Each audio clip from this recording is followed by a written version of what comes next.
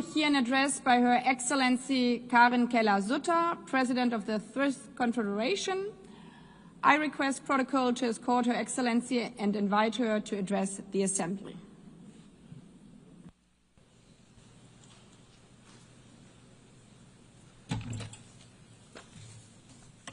Madame la Présidente de l'Assemblée générale, Excellences, Mesdames, Messieurs, il y a 80 ans, le monde entrait dans une nouvelle ère, des temps meilleurs. Le 27 janvier 1945, le camp de concentration d'Auschwitz était libéré. Le 8 mai, la guerre en Europe prenait fin. Et le 25 juin, 50 États adoptaient la Charte des Nations Unies à San Francisco. Ils étaient, je cite, résolus à préserver les générations futures du fléau de la guerre qui, 2 fois en l'espace d'une vie humaine, a infligé à l'humanité d'indicibles souffrances. Fin de citation. Sur les ruines de la Deuxième Guerre mondiale, un nouvel ordre naissait d'une conviction et d'une volonté commune d'apporter au monde de la paix et la prospérité. C'est aussi au lendemain des horreurs de cette période que naissaient les conventions de Genève de 1949 qui protègent les victimes des conflits armés. À cette époque, les fondements de décennies florissantes pour la démocratie, l'état de droit et l'économie de marché étaient posés.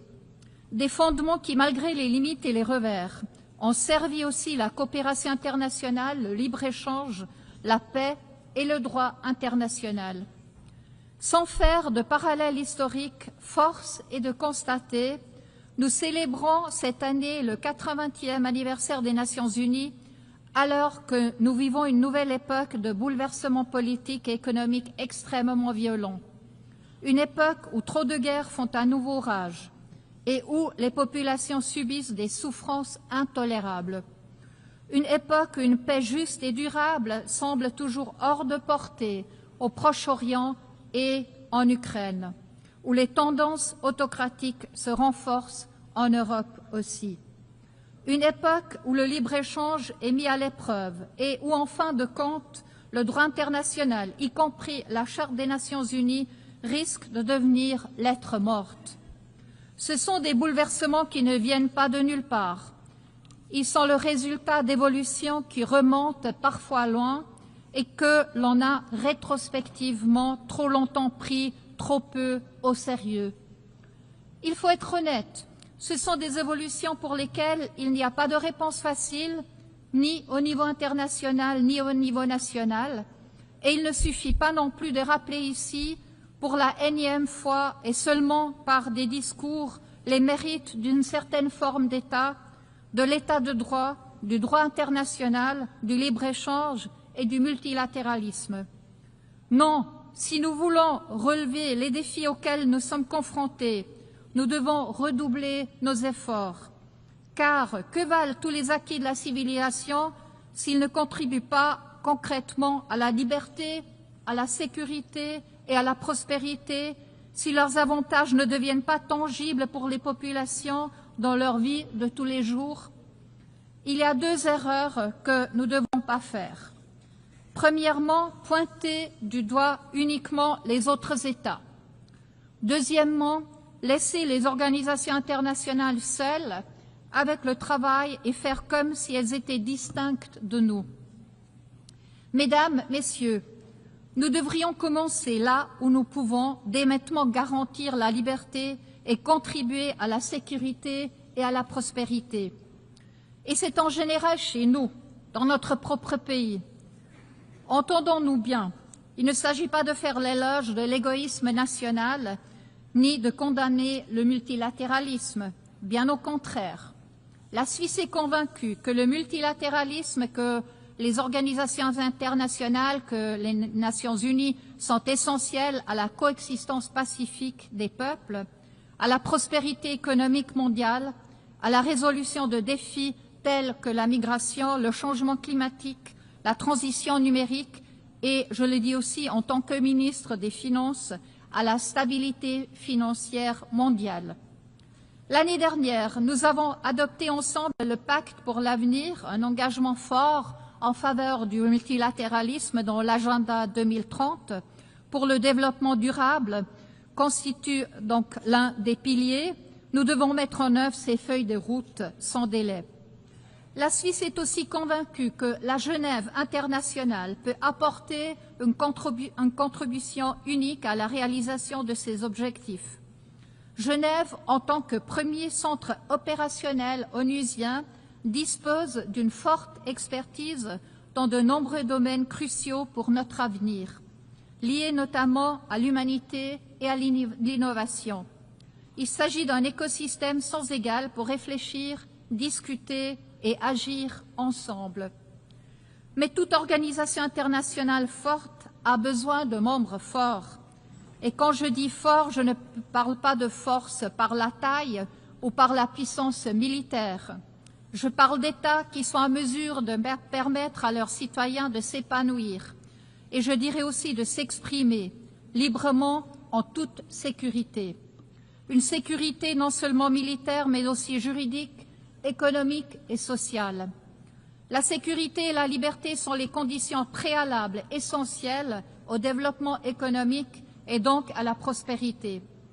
Elles nécessitent des institutions qui soient juridiquement solides, fiables et capables d'agir. Et elles nécessitent une stabilité politique, sociale et financière. Et là, chaque État doit également assumer ses propres responsabilités. Nous ne pouvons pas simplement les déléguer à une organisation internationale. Mesdames, Messieurs, la communauté internationale ne peut que profiter de la force intérieure, de la prospérité et de la stabilité de chaque État. Seuls les États solides sur le plan intérieur peuvent être véritablement solidaires et contribuer à une communauté internationale prospère. Mais nous devons redoubler les efforts aussi en tant que communauté internationale. Aujourd'hui surtout, les Nations unies doivent-elles aussi se remettre en question? Sont-elles encore en mesure de remplir leur mission comme les 50 États l'avaient prévu le 25 juin 1945 à San Francisco lorsqu'ils adoptaient la Charte? Le multilatéralisme connaît lui aussi des bouleversements sans précédent. Ces bouleversements sont marqués par une recrudescence des violations du cadre normatif et des principes et valeurs mêmes qui fondent l'action multilatérale. Le dialogue, la coopération, la recherche du consensus, le respect du droit international et l'égalité souveraine entre États, quelle que soit leur taille ou leur poids économique ou politique. La Suisse appelle tous les États à un engagement ferme en soutien des principes et valeurs comme ils étaient déclarés dans la Charte des Nations unies il y a 80 ans. C'est le prélude à toute réflexion sur les réformes et les mesures d'efficacité qui doivent renforcer l'impact de notre action dans les 3 piliers de l'organisation. À cet égard, nous soutenons pleinement le programme de réforme ONU 80 du secrétaire général. Le renforcement de l'efficacité, de la cohérence, de l'agilité et de l'impact de l'action multilatérale doit guider chacune de nos décisions. Une approche structurée et réfléchie visant à définir ensemble l'ONU de demain est essentielle. Je peux vous assurer que la Suisse continuera d'œuvrer en faveur des efforts de réforme d'une ONU plus efficace et d'un multilatéralisme pérenne, à la fois en tant qu'État d'hôte fiable et en tant qu'État membre engagé. Madame la Présidente, Excellences, Mesdames, Messieurs, nous ne sommes pas toujours dans la même situation qu'il y a 80 ans. Nous sommes en plein dans une phase critique et le prochain chapitre de l'histoire n'est pas encore écrit. Cela signifie que nous pouvons participer activement à son écriture. Je cite un survivant d'Auschwitz, l'écrivain italien Primo Levi. « C'est arrivé, cela peut donc arriver de nouveau, tel est le noyau de ce que nous avons à dire. » Fin de citation.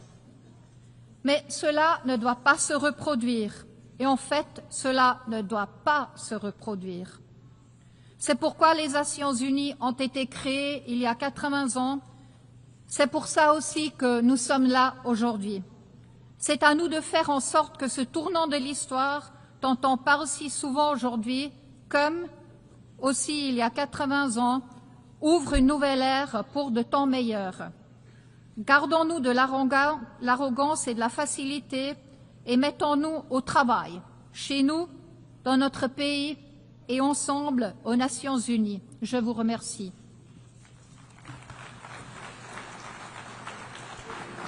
Merci. I thank on behalf of the Assembly the President of the Swiss Confederation.